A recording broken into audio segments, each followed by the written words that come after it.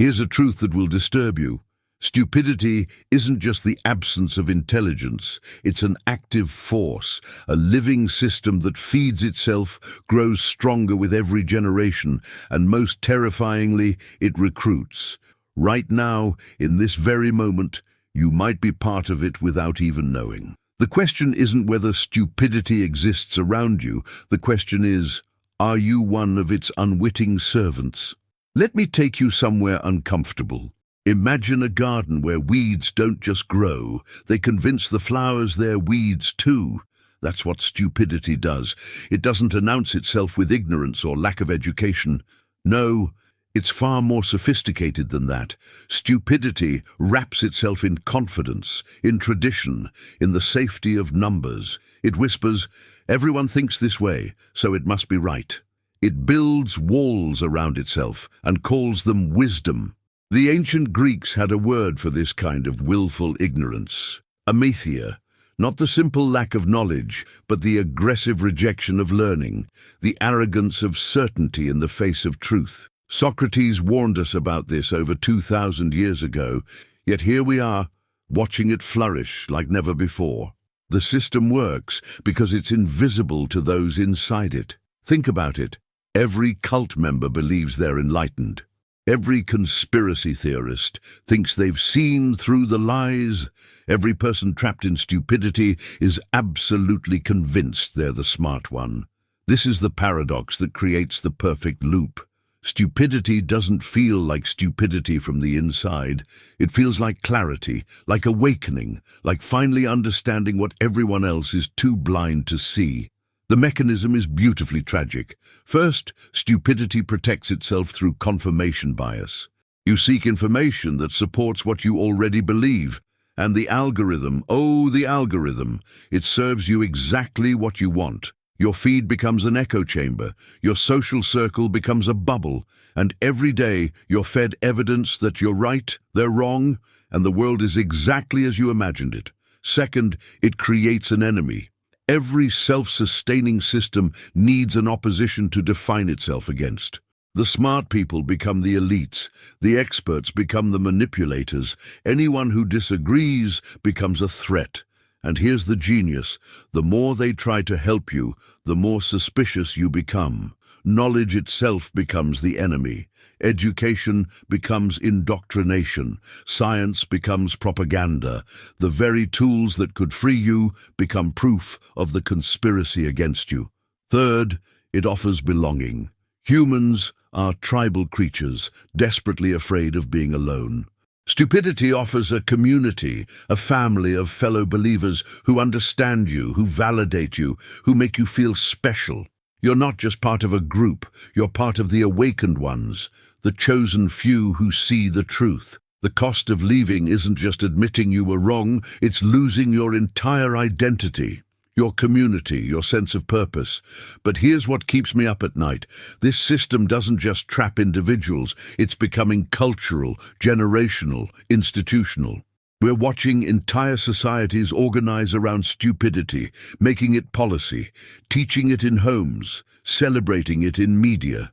The Dunning-Kruger effect has gone viral. The less people know, the more confident they become. The more confident they become, the louder they speak. The louder they speak, the more others follow. And the cycle continues, each revolution making it stronger, more entrenched, more normal. Have you noticed how exhausting it's become to think critically? How much easier it is to just accept the simple explanation, the comfortable narrative, the tribal truth. That exhaustion is intentional. The system wins not by defeating intelligence, but by making intelligence inconvenient, uncomfortable, socially costly. If you're still watching this, if something in you recognizes this pattern, then part of you hasn't been captured yet. There's still a voice inside, questioning, doubting, seeking something beyond the comfortable lies.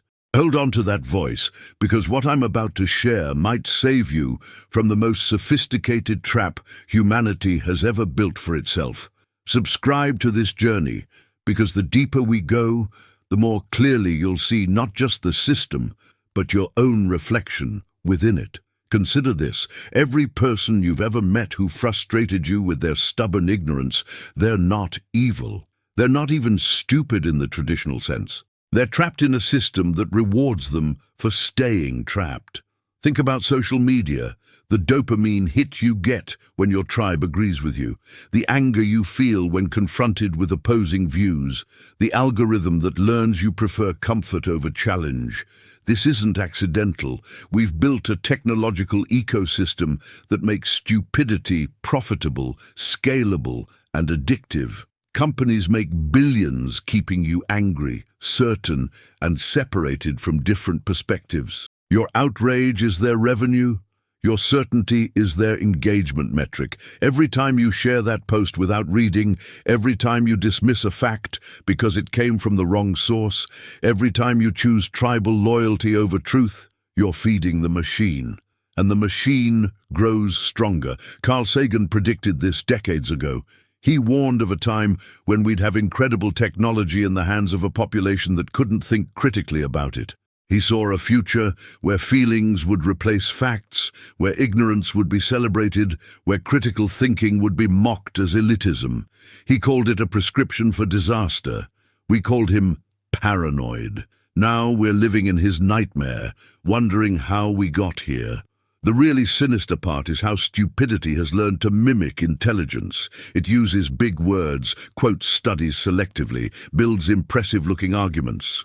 It's not that stupid people don't have reasons for their beliefs, they do. They have entire frameworks, logical-sounding explanations, references, and rhetoric. But it's intelligence in service of predetermined conclusions, reason working backwards from emotion, logic as a tool of justification rather than discovery. The philosopher Harry Frankfurt wrote about this, calling it a bullshit. Not lies, which acknowledge truth exists, but something worse, a complete indifference to truth itself. When you're in the system, truth doesn't matter. What matters is winning the argument, protecting the tribe, maintaining the narrative. Facts become weapons, not guides. Evidence becomes tribal markers, not reality checks. And slowly, imperceptibly, your relationship with truth itself transforms from seeking to defending, from questioning to justifying, from learning to winning. Here's the part that hurts. We're all susceptible. Every single one of us has blind spots, tribal loyalties, beliefs we hold on to despite evidence, areas where we choose comfort over truth. The difference between wisdom and stupidity isn't whether you have these blind spots, it's whether you're willing to acknowledge them, examine them, update them.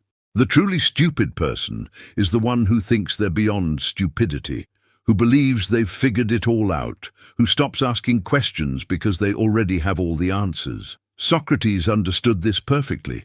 The beginning of wisdom is knowing you know nothing. But the system hates this humility. It demands certainty, punishes doubt, rewards confidence even when it's misplaced, especially when it's misplaced. But there's something even more profound happening here, something most people never recognize. The system of stupidity doesn't just affect what you think, it shapes how you think. It alters the very architecture of your mind. When you spend years in echo chambers, your brain literally rewires itself. The neural pathways for considering alternative perspectives weaken. The ability to hold tension between contradictory ideas atrophies. The muscles of critical thinking, like any unused muscle, waste away. You don't just believe different things, you become a different person. You become someone for whom certain thoughts are literally unthinkable, certain questions unaskable, certain truths unreachable. And here's the secret that few understand. This transformation feels like growth. It feels like becoming more certain, more confident, more enlightened. The prison feels like freedom because you can't see the bars anymore. So what do we do? How do we break free from a system that's designed to be unbreakable, that punishes departure, that makes escape feel like suicide? The answer is both simple and impossibly hard. You must become comfortable with discomfort. You must learn to sit with uncertainty, to hold opposing ideas simultaneously, to update your beliefs when evidence demands it, to say, "I don't know," without shame, to admit, "I was wrong," without losing yourself. You must deliberately seek out voices that challenge you, ideas that disturb you, facts that complicate your worldview. Not to agree with them necessarily, but to test your own thinking, to strengthen your arguments through opposition, to ensure your beliefs can survive contact with reality. This is intellectual courage, and it's the rarest virtue in modern society. You must also recognize that escaping stupidity isn't a destination, it's a practice. You don't achieve it and rest. Every day you wake up and the system is there, pulling at you, offering comfort, promising certainty, tempting you with the ease of tribal thinking. Every day you must choose again, comfort or truth, belonging or integrity, the easy path or the real one. Here's the revelation that changes everything. The opposite of stupidity isn't intelligence, it's humility. It's the recognition that the universe is vast, your perspective is limited, your certainty is probably wrong about something important, and that's okay. That's beautiful even, because it means you can still grow, still learn, still become more than you are. The system wants you to believe you're finished, complete, correct. Liberation begins when you accept you're a perpetual work in progress, forever incomplete, eternally capable of being wrong. The great irony is that the people most confident they've escaped stupidity are often deepest in its grip, while those who worry they might be stupid are doing the intellectual work that leads to wisdom. Your anxiety about your own thinking is a sign of health, not weakness. Your doubt is the crack that lets the light in. Your willingness to question yourself is the only real protection against the system's gravity. The future isn't written yet. We're at a crossroads where technology could either amplify our worst tendencies or help us transcend them. But the choice isn't made by algorithms or institutions. It's made by individuals like you, moment by moment, thought by thought, choice by choice.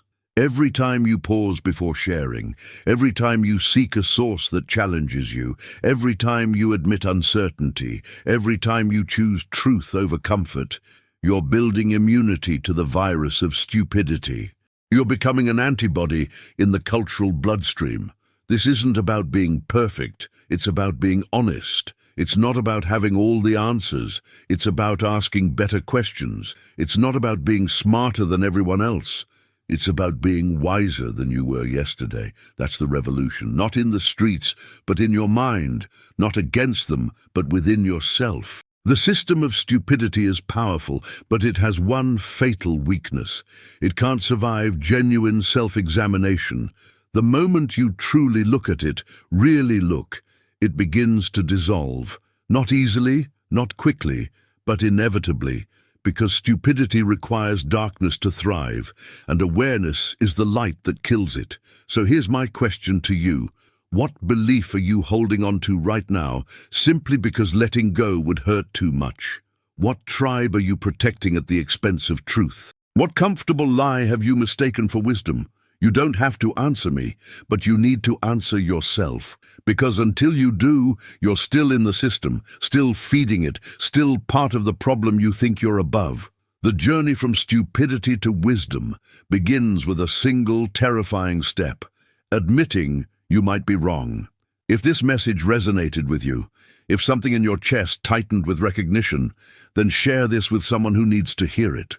Subscribe because this conversation is just beginning, and like and comment below with the one belief you're willing to question today. Not for me, but for yourself, because the world doesn't need more certainty, it needs more courage. And courage begins with you right now, choosing truth over comfort, growth over stagnation, wisdom over the seductive safety of stupidity. The system is waiting, but so is your freedom.